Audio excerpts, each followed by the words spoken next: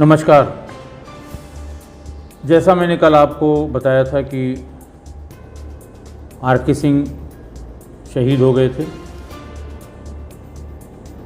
पूरा ऑफिस, क्योंकि सीओ कैसरबाग और एसपी सिटी का ऑफिस एक ही कैंपस में, एक ही बिल्डिंग में था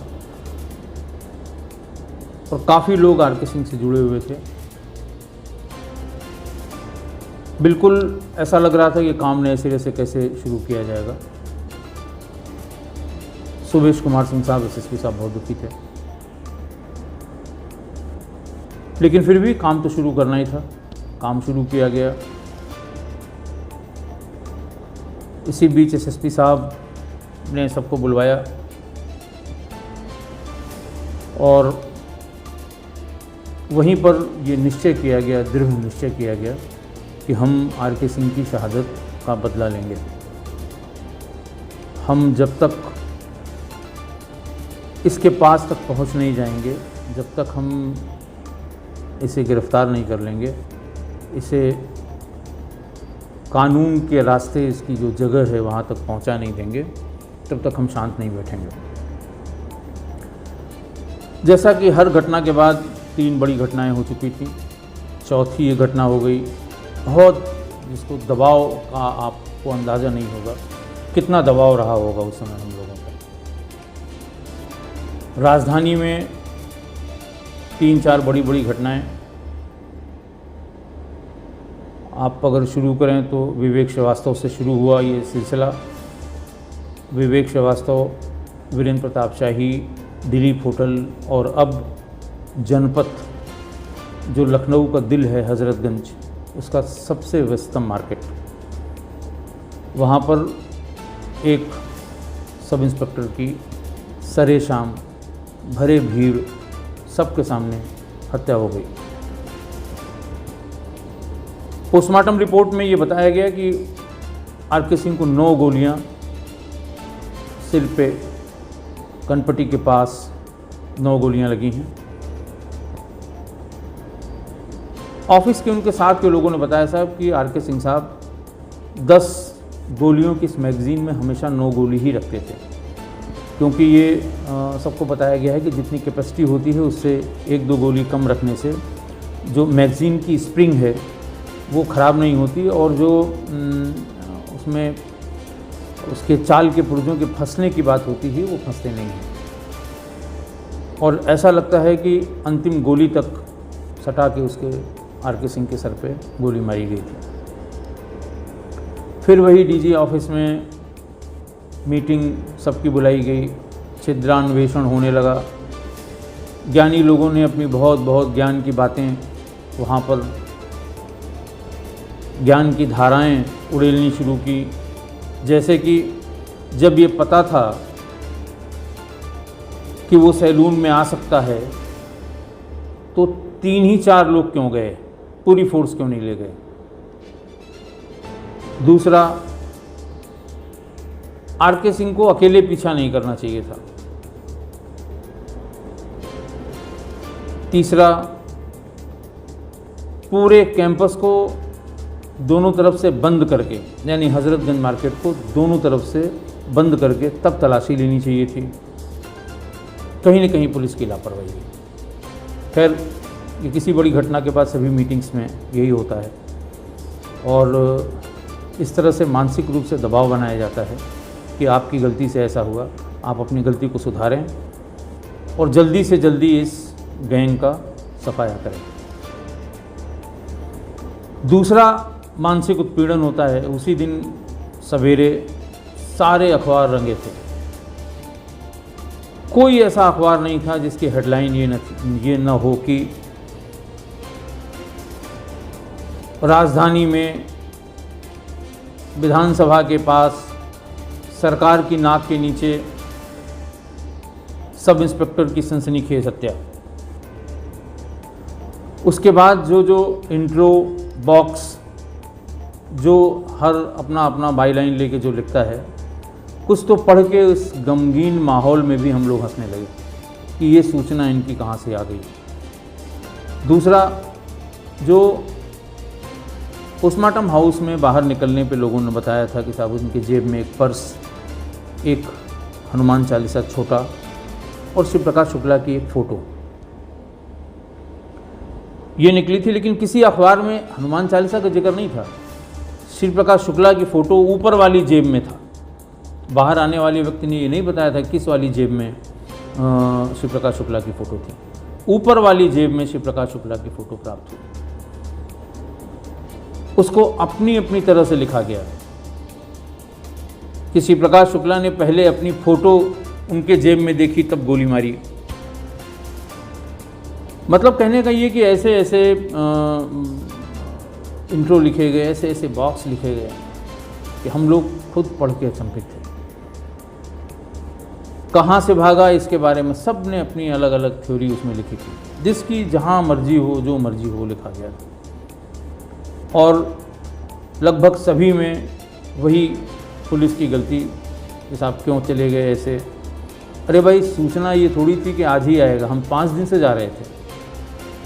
हमारी टीम ताज होटल के सैलून में भी जा रही थी। हम सब जगह देख रहे थे, हर पॉसिबल जगह पे तलाश कर रहे थे कि आखिर कहीं भी वो जाएगा। जब वो 4-6 दिन में अपनी दाढ़ी बनवाने जाता है तो वो या इस सैलून में जाएगा, उस सैलून में जाएगा, हो सकता है इन दोनों में न जाए, किसी तीसरे सैलून में जाए। और कोई चारा नहीं था। मुखबिरों की ये सूचना, जानकार लोगों की ये सूचना, इस सूचना के अलावा हमारे पास कोई साधन नहीं था कि हम उस पर एक्ट कर सकते, हम उस पर आगे बढ़ सकते। तो मन बहुत दुखी होता था, लेकिन फिर काम करना था। बड़ा चैलेंज था, सरकार के सामने भी था। यूपी पुलिस की नाक का सवाल था। सारे लोग फिर से इकट्ठा हुए। सब लोगों ने फिर से नए सिरे से काम शुरू किया कि हम हर हाल में उस तक पहुंचेंगे। और जो घटना आर.के. सिंह के साथ हुई, आर.के. सिंह का जो कुछ किया गया है, आर.के. सिंह के साथ जो इस गैंग ने किया है, हम उसका बदला ज़रूर लेंगे। मैं आपको ये बता दूं कि इसी समय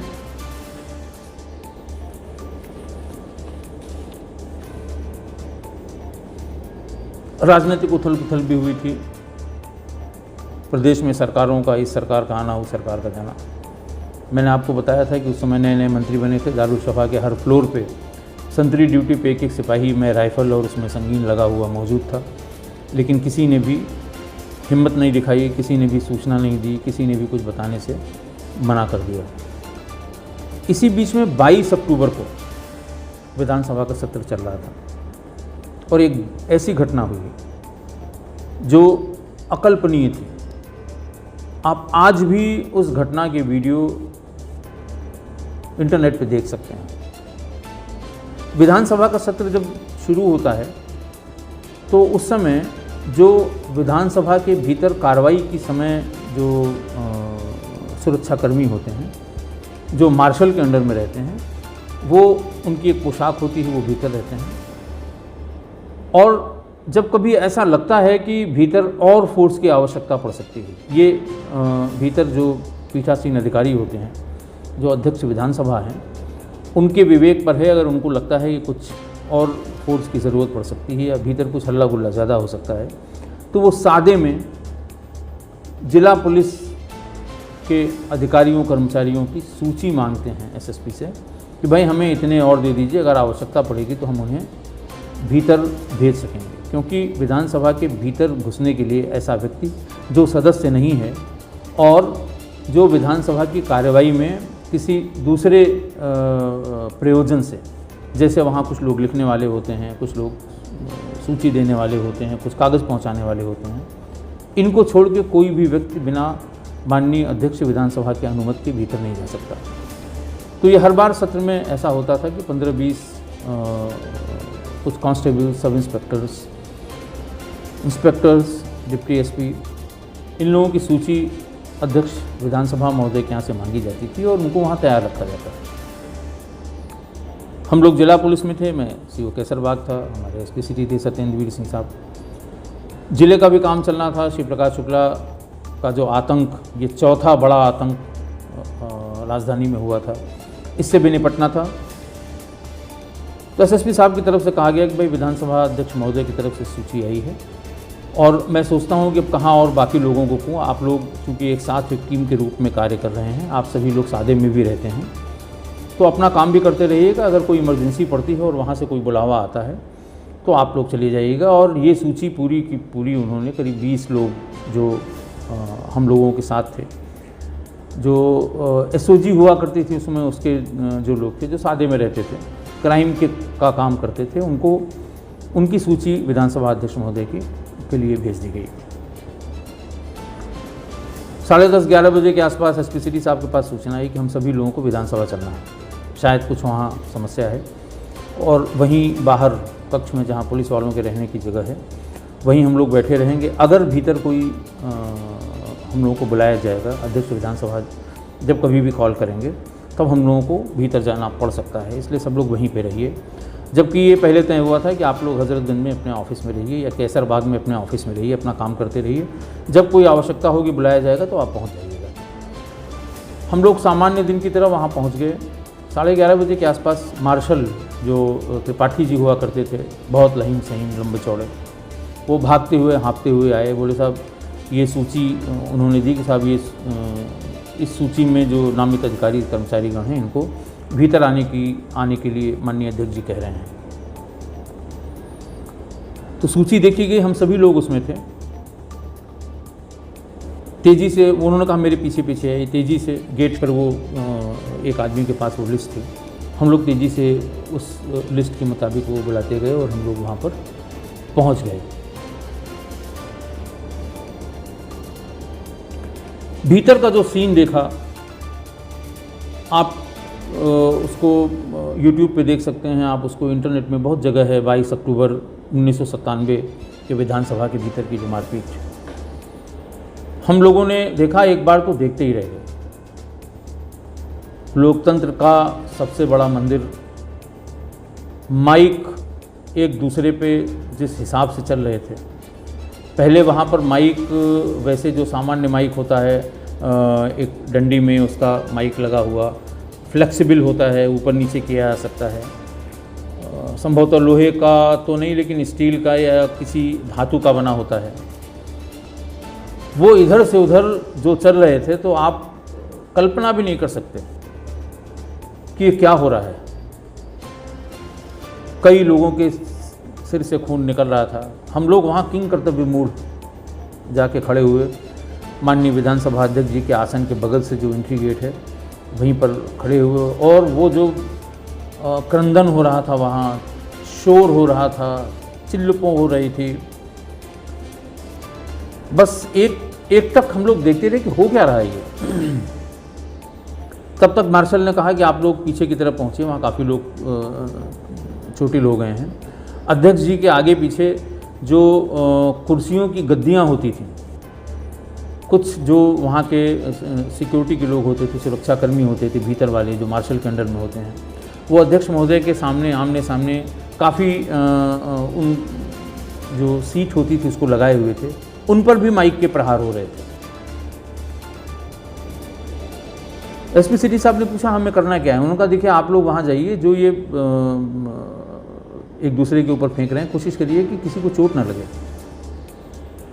और जो सेफली निकल सकता है उसको सेफली बाहर जाने का रास्ता दिखा के उन्हें निकालिए। कल्याण सिंह जी थे उस समय, और जब हम लोग वहाँ पहुँचे थे उस समय माननीय मायावती जी भी थी वहाँ, लेकिन एकदम गदर मचा हुआ था। एक महिला सदस्य थी, वो अपने सीट के नीचे घुसी हुई थी, ज़ोर ज़ोर से चिल्ला रही थी कि हमें यहाँ से निकाला जाए। काफ़ी लोगों के चोट लगी हुई थी। हम लोगों ने भी वो जो सीट बैठने की जो गद्दियाँ होती हैं, रेक्सिन की होती हैं, उनको सबको एक एक दो दो करके अपने सीने के पास, जैसे केन शील्ड लगाई जाती है, जैसे लाठी चार्ज होते समय शील्ड लगाई जाती है, उस तरह से करके एक एक करके भीतर घुसे। सबसे निवेदन करते रहे कि आप लोग चले जाएं। हम लोगों पे भी प्रहार होते रहे। फिर जाके जो दरवाजे हैं, निकलने के जो दरवाजे हैं, ये तय हुआ कि निकलने के दरवाज़ों पे खड़े हो जाएं, ऐसा ना हो कोई बंद कर दे इसे। और जो सदस्य माननीय सदस्य निकलना चाहते हैं उनको सहारा देके सीधे धीरे धीरे बाहर निकाला जाए। कुछ लोगों से अनुरोध किया जा रहा था, चिल्ला चिल्ला के अनुरोध किया जा रहा था, लेकिन वो निकल नहीं रहे थे।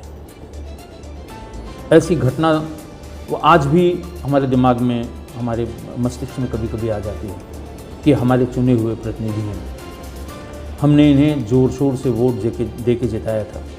सभी जनप्रतिनिधि थे, कोई दूसरा बाहर का आदमी नहीं था, सभी एमएलए थे, मंत्री भी थे, और ये मंजर हो रहा था। थोड़ी देर में पूरा सदन खाली हो गया। पूरे सदन में बिखरे हुए, आप अगर यूट्यूब में देखेंगे तो पूरे सदन में बिखरे हुए माइक, बिखरे हुए कागज़, बैठने वाली जो सीट की गद्दियाँ होती हैं, लग ही नहीं रहा था कि ये लोकतंत्र का सबसे बड़ा मंदिर है। खैर वहाँ से सब लोग आ गए, हजरतगंज थाने में सभी आके बैठे, एसएसपी साहब भी आ गए, डीआई साहब भी आ गए, सब लोग आ गए। थोड़ी देर में माननीय प्रमोद तिवारी जी के यहाँ से एक तहरीर आई कि साहब विधानसभा में इस तरह से मारपीट हुई है और ये मुकदमा लिखा जाए। हम लोगों के लिए बिल्कुल नई बात थी, हम इसके बारे में कानूनी प्रावधान को बिल्कुल नहीं जानते थे। अब जिस प्रार्थना पत्र में मुद्दई भी और बहुत लोगों के सिग्नेचर थे उसमें, जिस प्रार्थना पत्र में मुद्दई भी विधायक, जिन पे आरोप लगे हैं मारपीट के वो भी विधायक, मंत्री, कोई बचा नहीं था उनके प्रार्थना पत्र में। अब किसी की समझ में नहीं आया, वो बार बार भीड़ लगा के इस बात के लिए जोर दे रहे थे कि एफआईआर करके हमें उसकी कॉपी दी जाए। बात पत्रकारों की भी पूरी भीड़ वहाँ पर कि साहब क्या हो रहा है, क्या हो रहा है। पत्रकार, उनका अपना काम है, उन्हें अपनी बाईलाइन चाहिए, उन्हें अपनी रिपोर्ट चाहिए, तो उन्हें तो हर हाल में अपनी खबर के लिहाज से जो चाहिए। ये हल्ला हो गया कि साहब कोई एफआईआर आई है और उस पर मुकदमा दर्ज होना है। 1 घंटे अब वो जेडी प्रोसिक्यूशन को बुलाइए, इनको बुलाइए, जो भी लॉ से संबंधित लोग हैं उनको बुलाइए, क्योंकि इस तरह का प्रकरण कभी किसी के सामने नहीं आया था। वहाँ जो पुराने इंस्पेक्टर थे उनके सामने भी नहीं आया। ऐसे लोग जो विधानसभा के आसपास बहुत दिनों तक पोस्ट रहे हैं, चौकी इंचार्ज दारुल शफा जैसे होते हैं, चौकी इंचार्ज नरही, चौकी इंचार्ज हजरतगंज, काफ़ी समय से वहाँ सिपाही, उनसे भी पूछा गया साहब इस तरह की कोई दरखास्त, इस तरह की कोई एफआईआर कभी नहीं हुई। लेकिन तभी थोड़ी देर में माननीय अध्यक्ष विधानसभा श्री कृष्णा त्रिपाठी जी की तरफ से भी एक रूलिंग के साथ एक डिटेल्ड प्रार्थना पत्र आया कि ऐसा सुना गया है कि विधानसभा के भीतर हुए किसी भी कार्रवाई के संबंध में कोई प्रार्थना पत्र प्राथमिकी अंकित करने के लिए थाने को प्राप्त हुआ है। इस संबंध में जो रिलेवेंट लॉ है वो संलग्न करके भेजा जा रहा है। विधानसभा के भीतर हुई किसी मारपीट या किसी कार्यक्रम का कॉग्निजेंस सिवा अध्यक्ष विधानसभा के या पीठासीन अधिकारी विधानसभा के कोई दूसरा नहीं ले सकता। हम लोगों की जान में जान आई, दबाव बनता रहा, लोग अलग अलग तरह से उसको इंटरप्रेट करते रहे। भाई सब क्राइम हुआ है, कहीं भी हुआ हो, आप मुकदमा लिखिए, और तरह तरह की पॉलिटिकल बातें जिनका मैं यहाँ उल्लेख नहीं कर सकता और मेरी उतनी समझ भी नहीं है, ना मैं पॉलिटिकल हूँ। मैं क्राइम के दृष्टिकोण से जो चीज़ आई थी वो आपके सामने उसका उल्लेख कर रहा था। उसके बाद फिर वही छिद्रान्वेषण, उसकी जांच पड़ताल, दुनिया भर की बातें। उस समय रिकॉर्डिंग का जो सिस्टम था, उस समय जो टीवी के प्रोग्राम थे या विधानसभा की कार्रवाई की जो रिकॉर्ड होती थी, वो सिर्फ दूरदर्शन के लिए ये परमिशन दी गई थी। और उस समय जो लोग उस समय के होंगे वो जानते होंगे कि दूरदर्शन के एकमात्र संवाददाता एपी दीवान साहब हुआ करते थे, और एपी दीवान साहब उस समय मारपीट के समय विधानसभा के भीतर उसकी कार्रवाई रिकॉर्ड करने के लिए मौजूद थे। सबसे पहले जो लोग भीतर गए थे, मार्शल के साथ जितने कर्मचारी थे, जिन लोगों को भीतर जाने की परमिशन दी गई थी, हमारे एसपी सिटी सिपाही, इन सब लोगों को बुलवाया गया एक सिरे से पूछा गया किसने क्या देखा, कहाँ क्या हो रहा था, पर्पज़ उसका जांच रहा हो या जो भी रहा हो। फिर ये कहा गया कि साहब इस संबंध में एपी दीवान साहब को बुलाया जाए और वो जितनी रिकॉर्डिंग हो, बाकायदे उसका आदेश अध्यक्ष विधानसभा की तरफ से किया गया और वो उनसे कहा गया कि आप स्वयं उपस्थित होकर जो भी कैसेट या जो भी रिकॉर्डर है उसको टीवी पर यहाँ दिखाएं। उनके कक्ष में सब लोग बैठे हुए थे, एपी दीवान साहब आए और उन्होंने वो जो जितना उन्होंने रिकॉर्ड किया था, जो उनके पास कैमरे में जो छोटे छोटे कैसेट हुआ करते थे वो निकाल के उन्होंने उसको दिखाया। सब लोगों ने ध्यान से देखा।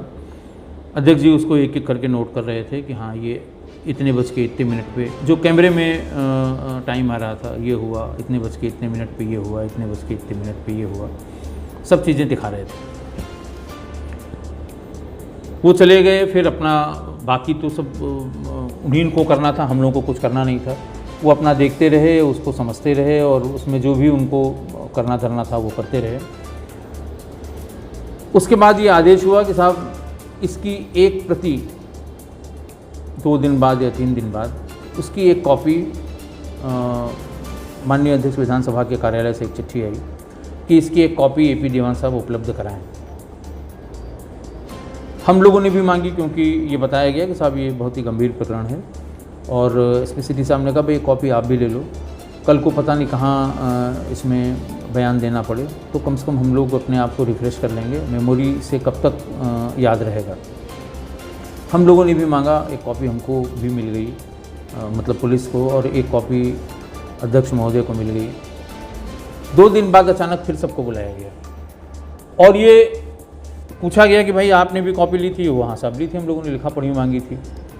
उसका कारण ये था कि हम भी चाहते थे कि हम इसके बारे में अपडेट रहें। कल को जांच पड़ताल में अगर हम लोगों का बयान होगा तो कम कोई एनोमली न हो, बयान में भिन्नता न हो, सब लोग उसको देख लेंगे, जैसा हुआ है वैसा ही बयान देंगे। अध्यक्ष जी ने कहा कि जो हम लोगों को दिखाया गया था उस दिन, एपी दीवान साहब ने जो दिखाया था और जो उसकी कॉपी मिली है वो भिन्न है। एक पर्टिकुलर इंसिडेंट का जिक्र करते हुए उन्होंने कहा कि सबसे पूछा कि आपने भी वो देखा था और ऐसा लगा हम लोग कि हाँ हमने भी देखा था। बोले आप अब जो एक एक प्रति जो आपको दी गई है कैसेट की, आप उसको चला के देखें, क्या ये वो सीन है इसमें? वो कंट्रोवर्सी हुई बहुत। वो खैर हम लोग से इसका कोई लेना देना नहीं था, एपी दीवान साहब और अध्यक्ष विधानसभा साहब के बीच की बात थी। उसके बाद इसमें एक जुडिशियल इंक्वायरी ऑर्डर की गई। माननीय न्यायमूर्ति अचल बिहारी श्रीवास्तव की अध्यक्षता में एक जुडिशियल इंक्वायरी हुई जो सदन के भीतर की मारपीट हुई थी। सब लोग उसमें बुलाए गए, सबका बयान हुआ, बहुत लंबी इंक्वायरी चली, हमारे ख्याल से साल भर से ऊपर चली। उसके बाद उसकी रिपोर्ट सदन के पटल पर रखी गई। उसका हमें ज्ञान नहीं है कि उसमें क्या हुआ, वो क्या उसको माना गया और क्या किया। सदस्यों की बात थी, अध्यक्ष जी को डिसाइड करना था, जुडिशियल इंक्वायरी होकर सब समाप्त हो गया। लेकिन ये वो मंजर था उस समय। आप सोच सकते हैं कि पुलिस अधिकारी के लिए कितना कठिन हो जाता है कि उसके सामने सब कुछ हो रहा हो और वो उसका कॉग्निजेंस नहीं ले सकता, कह भी नहीं सकता वो कुछ। और फिर एक तहरीर आ जाए, सब मुकदमा लिखे, वो सारे लोग जनप्रतिनिधि, कोई उसमें ऐसा नहीं था उस प्रार्थना पत्र में जो तहरीर आई थी, कोई सेक्शन ऐसी नहीं थी जो कवर न होती रही हो उस समय, और कोई ऐसा बचा नहीं था जिसका नाम उसमें न हो। सारे जो मुख्य लोग थे दोनों पक्षों के, किसी का निवेदक में नाम था, किसी का आक्रामक होने में नाम था। तो इस तरह से ये बहुत ही गंभीर घटना थी। आज भी उसकी क्लिप्स तमाम मूवीज़ में, तमाम जगह उसको कोट किया जाता है। आप भी कभी ध्यान से देखिए तो बिल्कुल एग्ज़िट गेट में पीछे की तरफ जो अपोजिशन की बेंचेज हैं उसमें पीछे की तरफ हम सारे लोग, मैं, सत्येंद्र वीर सिंह, एक रीडर हुआ करते थे एसएसपी के स्वर्गीय AK सिंह, तेवतिया, ये सारे लोग हाथों में वो गद्दियाँ लिए हुए जो बैठने के काम आती हैं, जो सदन में माननीय सदस्यों के बैठने की जगह पे इस्तेमाल होती हैं, वो हम लोग लिए हुए अपना भी बचाव करते हुए, लोगों का भी बचाव करते हुए वहाँ पर खड़े हुए थे। ये घटना इसी बीच की है जब हम लोग शिव प्रकाश के उस आतंक से जूझ रहे थे।